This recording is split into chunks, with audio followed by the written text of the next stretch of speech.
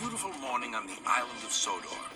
Thomas the Tank Engine's blue paint sparkled in the sunshine as he puffed happily along his branch line with Annie and Clarabelle. He was feeling very pleased with himself.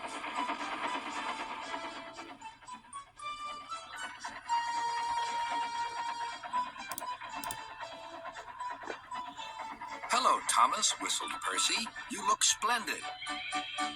"Yes, indeed," boasted Thomas. "Blue is the only proper color for an engine." "Oh, I don't know. I like my brown paint," said Toby. "I've always been green. I wouldn't want to be any other color either," added Percy. Well, anyway," huffed Thomas, "blue is the only color for a really useful engine. Everyone knows that." Percy said no more. He just grinned at Toby. Later, Thomas was resting when Percy arrived. A large hopper was loading his freight cars full of coal. Thomas was still being cheeky. "Careful," he warned. "Watch out with those silly cars." Go on," muttered the cars.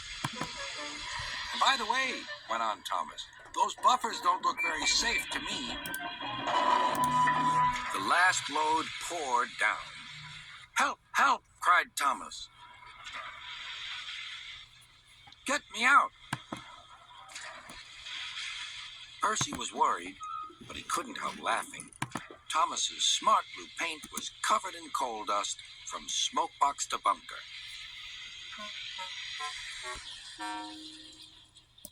"Ha ha!" chuckled Percy.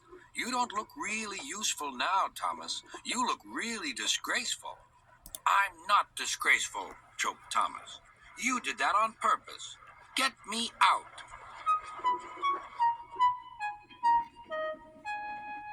It took so long to clean Thomas that he wasn't in time for his next train.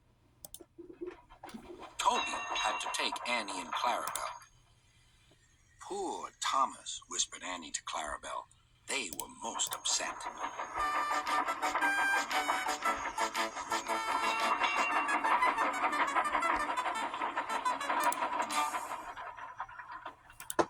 Thomas was grumpy in the shed that night. Toby thought it a great joke, but Percy was cross with Thomas for thinking he had made his paint dirty on purpose. Fancy a really useful blue engine like Thomas becoming a disgrace to Sir Topham Hatt's railway.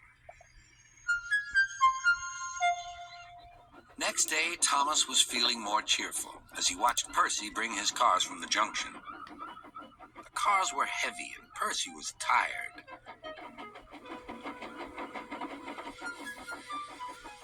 "Have a drink," said his driver. "Then you'll feel better." The water column stood at the end of the siding with the unsafe buffers.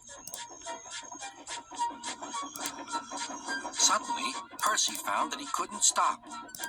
The buffers didn't stop him either. "Oh!" wailed Percy. "Help!" The buffers were broken, and Percy was wheel-deep in coal. It was time for Thomas to leave. He had seen everything.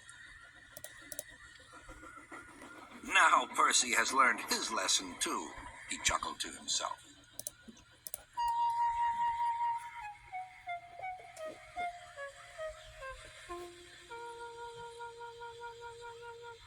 That night, the two engines made up their quarrel.